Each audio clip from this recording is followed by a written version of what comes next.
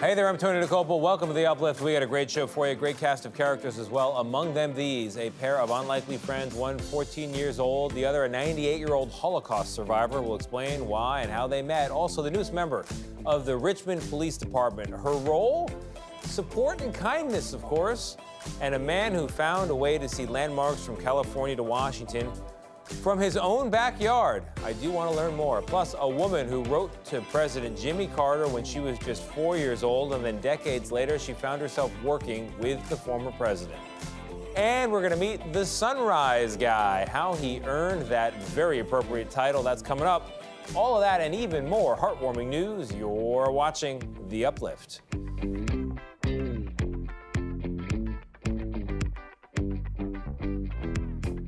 Hey there, welcome to The Uplift, the show that lifts you up for at least the next 30 minutes. You, I like to say me as well, so we're on a journey here. We're going to begin with an unlikely friendship between a 98-year-old Holocaust survivor and her partner at work who is just 14 years old. Here's Steve Hartman. If you ever ask 98-year-old Janine Ober-Ottman how she stays so positive, especially after all she's been through, here's what she'll sing to you. Whatever will be, will be. Once a week, Janine brings her Que Sera mindset to this most somber setting, the Illinois Holocaust Museum in Skokie, Illinois. Her attitude made possible in part by her partner at the museum information booth, a 14-year-old boy named Dylan Stanley. So good to see you. Good to I'm see so you too. happy When you saw him today, you got a big smile on your face. because I was so happy to see him. She does that every week. It makes me very happy.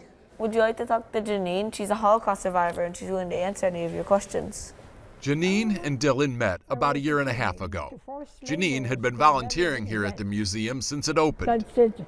Dylan had just started volunteering to learn more about the Holocaust. And when they sat together at that table, it was love at first listen. It's amazing to hear from someone who's witnessed it firsthand. He's kind enough to bear with me. It's not bearing with you. It's fascinating to learn about your stories, and we need to learn about your stories in order to prevent them from happening again. Of course, at this point, Dylan has heard her stories 100 times about life in the Jewish ghettos in occupied Poland, People were thrown out on the street and then taken to Germany by the Nazis. to forced labor. And yet, he's always willing to listen once more. Janine, do you want to tell me your story again? How come you don't tell her I've already heard your story once? Because she finds it comforting to tell people her story. For Dylan, what started out as curiosity has evolved into compassion, ensuring that for these two, whatever will be together. Que sera, sera. Steve Hartman on the road Que sera, sera. in Skokie, Illinois. C'est fini. The Richmond, California Police Department has a brand new member of the force. Name is Rosie. Job is to bring support and calmness. Here's CBS's Bay Area, Amanda Harry. Ready? Let's go. Patrolling the streets of Richmond, California can be a tough job. Now, a new member of the department is trying to help lighten the load. 9-month-old Rosie, named after Rosie the Riveter, is the Richmond Police Department's new wellness dog, aiming to provide emotional support and a calming presence. You can tell people's mood changes when they see her. You know, if there's an officer walking down the hallway, they'll light up. Karin Khalil is one of Rosie's handlers. She's only been caring for her for a few months, but already believes Rosie will be a good fit. She seems almost like it's suited for her. She's very in tune with emotions. Show your tricks, okay? At this point, Rosie has only been in basic obedience classes. Shake. Good girl. Down. Later this year, she'll work with Next Step service dogs in San Diego. The nonprofit will help train her to be a service dog for first responders. Rosie will learn how to provide comfort and remain calm in tense situations. She and her handlers will complete months of advanced training. She gets mad if I don't rub her belly. Lieutenant Donald Patchen says he's excited to see how she progresses. I can only imagine how huge her impact will be once she's completed the actual training and have that formal training for us to rely on. Officer Alyssa Alvarado says Rosie has already become a light at the department headquarters. Just a fresh chicken from like serious business, like when you come to work and you got to put on your game face and be ready, and then she just runs up and wants to see if you have any treats for you or anything. Creating a little bit of zen in the chaotic world of police work. Amanda Harry, CBS News, Richmond, California. Coming up, meet the man who could see dozens of West Coast landmarks in his own backyard, and he's sharing it with others. Plus, the man whose New Year's resolution 6 years ago has turned into an everyday passion.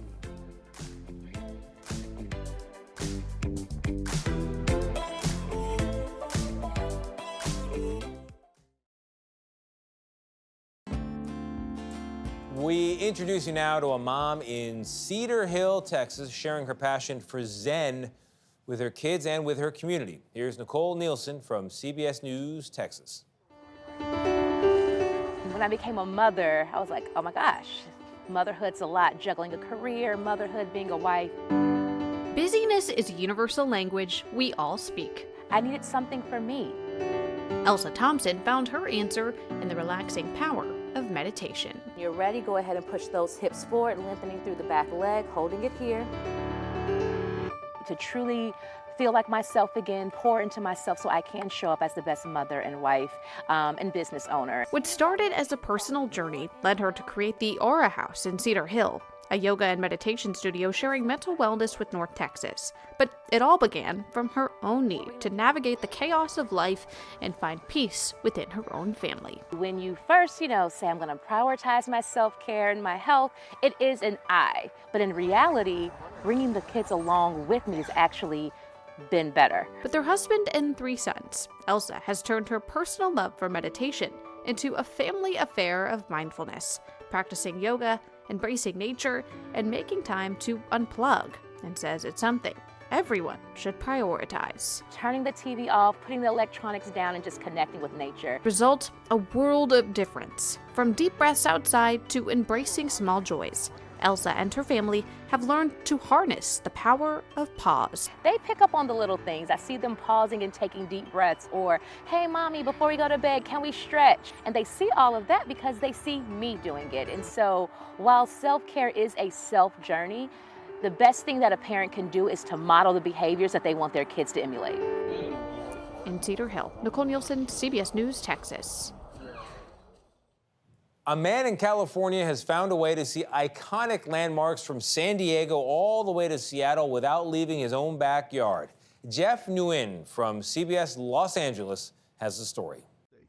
And the very beginning of the layup is way down here in San Diego, California. Rob Caves lives in Altadena's famed Christmas tree lane, where he has turned his backyard into a massive train set, highlighting some of the best-known landmarks between San Diego and Seattle's Space Needle. There is the San Clemente Pier, even bygone buildings like the old Fry's Electronics in Burbank, along with LA's Union Station and the train stations in Palmdale and Lancaster. I think the track represents places that we've all been. It brings back memories, whether it's camping as a kid or going to the beach and just seeing the trains and waving at the engineer. He first built the train set in his little garage in 2010. Did it all begin in this little garage? It was a very small layout when we started, 20 by 20, and now it's grown into this 60 by 90 foot labor of love. 7.5-year-old Logan Montori is part of the Christmas Tree Lane Model Railroad Society. Running trains is basically my favorite thing. The club has about 50 members who maintain the set, which includes dirt from the Sierra Nevada and graffiti along the LA River. Tom Selinsky is a college business professor who says the trains are getting more high-tech. There's microchips in these little engines that actually can do sounds, create different effects. And so it's becoming more digital. Caves uses a 3D printer to make most of his trains, and he opens up his home to visitors every holiday season. It just makes our day when we see the kids run up and want to see the trains. And you know what? Everybody's a big kid when they come here. Just a few minutes here can certainly leave you with a one-track mind. In Altadena, Jeff Nguyen, KCAL News. Coming up, we're going to take you to the Carter Presidential Library in Atlanta and hear from a woman with a personal connection that began decades ago and has only grown over time.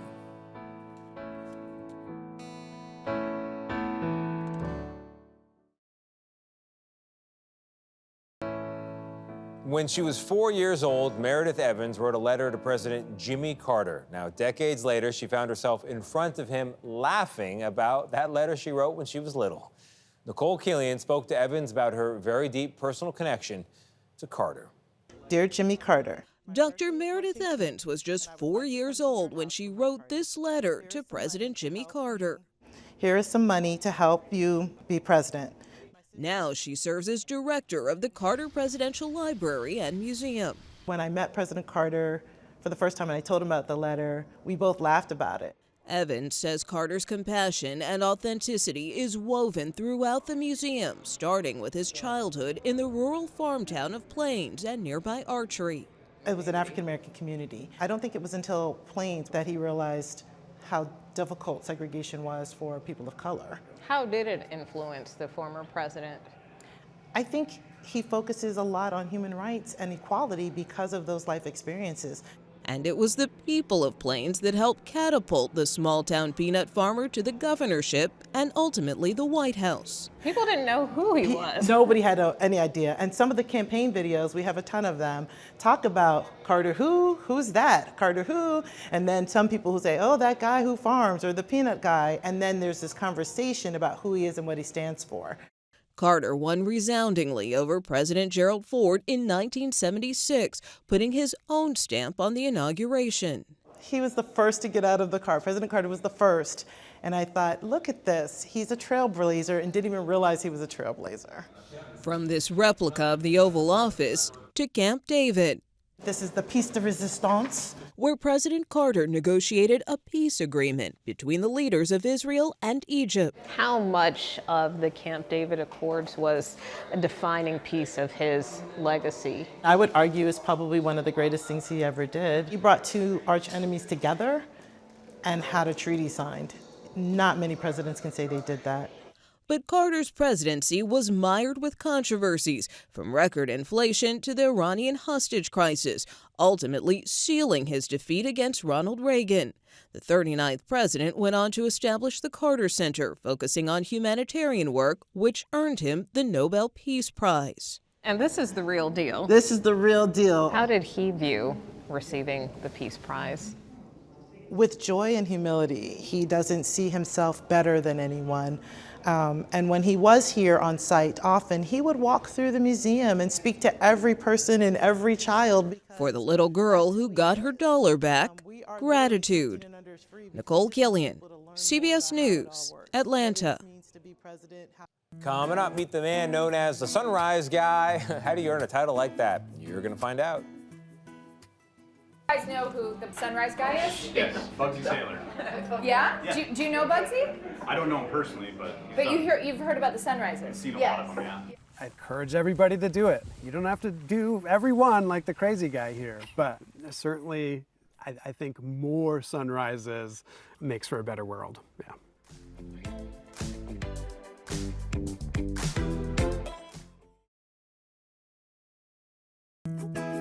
For 6 years, Bugsy Sailor, what a name, has woken up before the sun because he has an appointment that he cannot miss. Faith Saley spoke with the so-called Sunrise Guy for CBS Sunday Morning.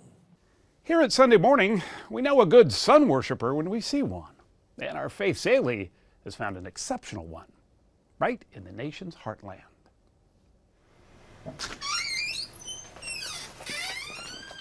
It's 5 a.m. Wednesday on the northern coast of Michigan's Upper Peninsula. Let's see what the sky is doing today. And Bugsy Sailor, once again, has a date he can't be late for. It is the calm of the morning before the madness starts.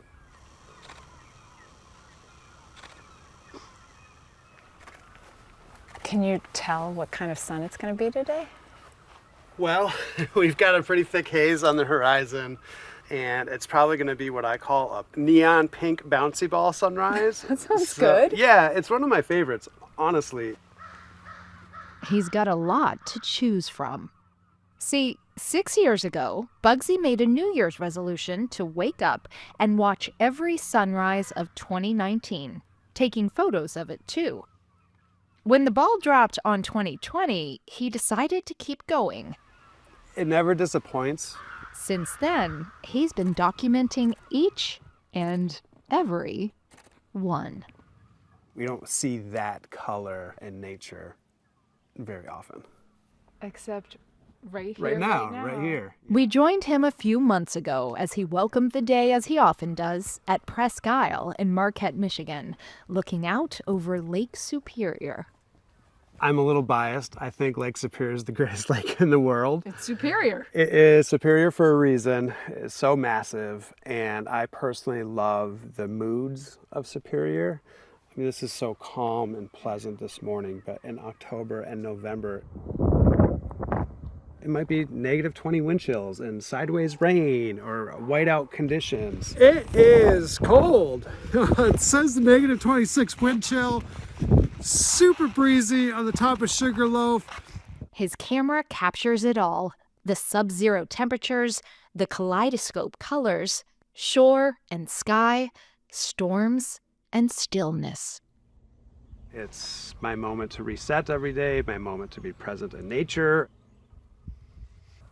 What number is this? Oh, this is sunrise 2039. But who's counting? Just me. Just me, nobody else. He's being modest. Just ask the locals, who know him by his nickname. He's the sunrise guy. He takes pictures of every morning. It's pretty impressive. You guys know who the sunrise guy is? Yes, Bugsy Sailor. Yeah? Yeah. Do you know Bugsy? I don't know him personally, but You've heard about the sunrisers? seen a lot of them, yeah. Yeah. He just did his 2000 like a few days ago. Yes. He's the sunrise guy. Yes. I think what he does is remind us what it makes it so special about living here, which is the natural world, the landscape, the lake, and sort of the sun as being this daily reminder of a connection to all those things. 1060 with tax. In the back of his Upper Peninsula souvenir shop, All the way down. locals and tourists can see for themselves what a full year of sunrises looks like. These ones are like a Rothko painting, you know, like horizon, water. Some are abstract. This is a common loved spot, Sugarloaf Mountain in Marquette. Others, a landscape. Give me a morning like this. The pictures prove every day has its dawn, even if not every clock has a working alarm. You have an asterisk now because Yes. you used to be able to say consecutive. Yes. Do we have to talk about Yes, that? I'm sorry, we do. The streak of consecutive sunrises watched and photographed ended shortly after 1700 sunrises.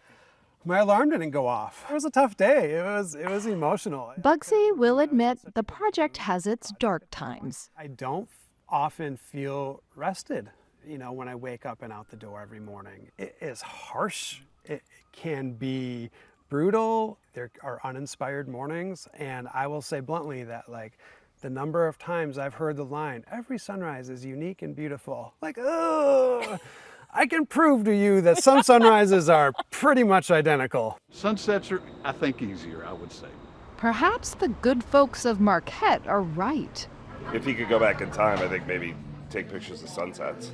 I wonder why he doesn't do sunsets. Is it important to you that people know it's not sunset, it is sunrise? Yes, it's very important. Sunsets are the status quo. There's a lot of romance with sunset. I'm telling you, there's a lot of romance at sunrise too. And like sunset is easy, and it's something casual. Oh, let's just go get some ice cream at sunset. It's like, well, that sounds easy. It won't be easy chasing another year of sunrises, but Bugsy Sailor says he'll try. By the way, if you hit the snooze button on your New Year's resolution already, there's still time to look for a new one. I encourage everybody to do it. You don't have to do every one like the crazy guy here, but certainly I think more sunrises makes for a better world. Yeah. That is our show. I hope it lifted you up. I hope it brightened your day. If for some reason it didn't, press play again. Those reruns still totally free. See you next time. I'm going to find some good news.